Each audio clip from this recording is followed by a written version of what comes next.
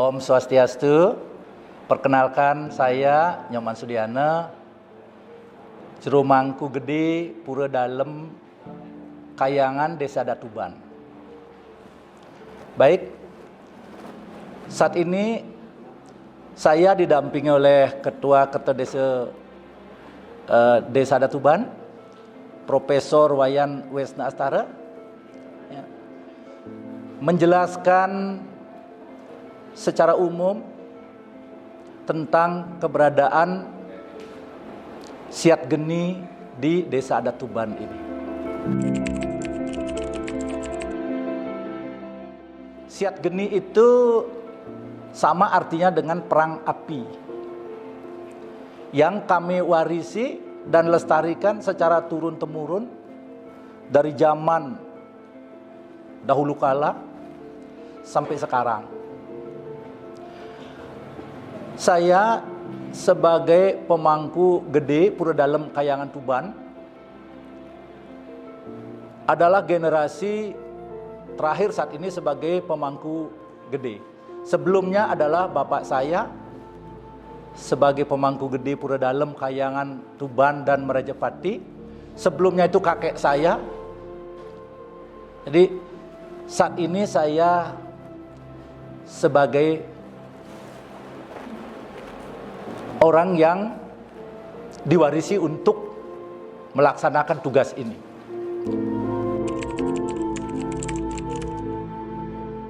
Diadakan setiap 1 tahun sekali, tepatnya jatuh pada Purnamaning Kapat. Bulan kalendernya sekitar bulan Oktober setiap tahun.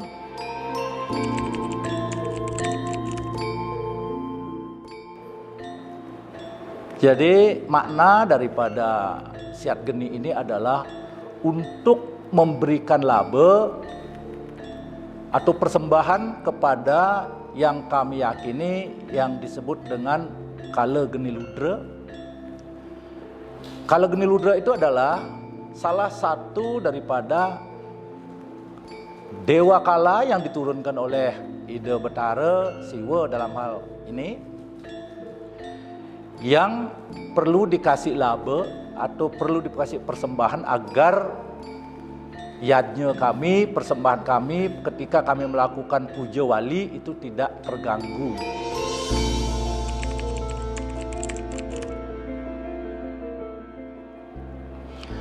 Adapun siat geni ini kami adakan di sebelah timur Pura Dalem Kayangan Tuban yang kami sebut dengan Jabe Sisi Timur. Yang kami lakukan Sandia Kala.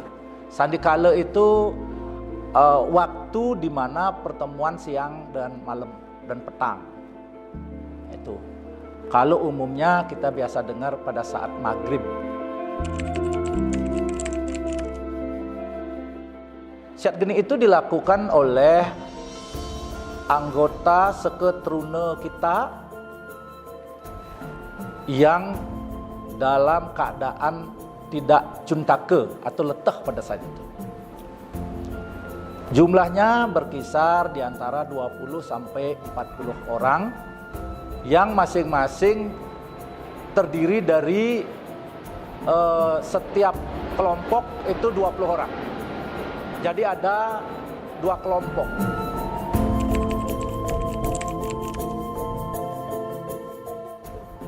Sedangkan alat-alat yang dipergunakan untuk siat geni itu adalah sabut kelapa.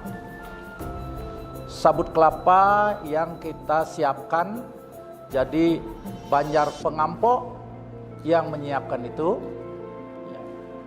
Kemudian sabut kelapa itu kami mohonkan geni, api, sarananya ada korek yang kami doakan di Pura Dalem.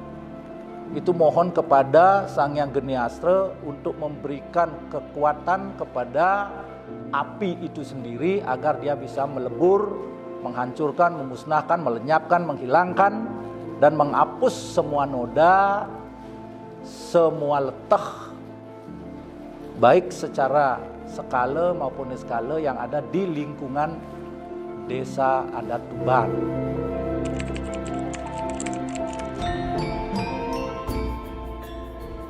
Jadi upacara sebelum melakukan siat geni itu ada upacara khusus di tempat diadakan siat geni itu. Upacaranya itu disebut dengan ngutpatining bute, mengundang bute kala atau roh-roh yang diutus oleh alam semesta untuk menghancurkan, merusakkan, membinasakan manusia. Itu kita undang dulu. Kita undang, kita berikan suguhan berupa siat geni, api yang diperangkan gitu, untuk membakar kekuatan-kekuatan negatif daripada bute kala itu.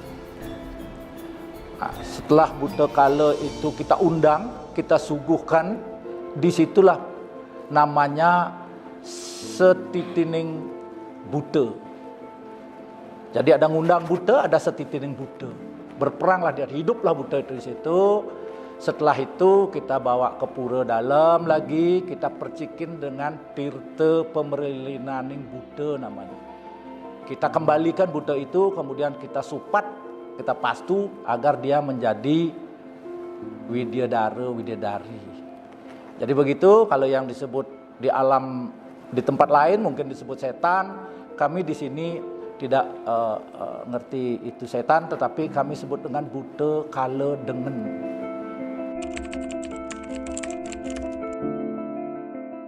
Sejak kapan siat geni ini ada? Nah, ada beberapa cerita yang kami dengar dari orang tua kami, itu sejak Desa Tuban ini ada. Lalu kami tanya lagi, sejak kapan Desa Tuban ini ada gitu. Kakek kami tidak tahu sejak kapan. Karena mereka lahir, desa ini sudah ada. Tetapi menurut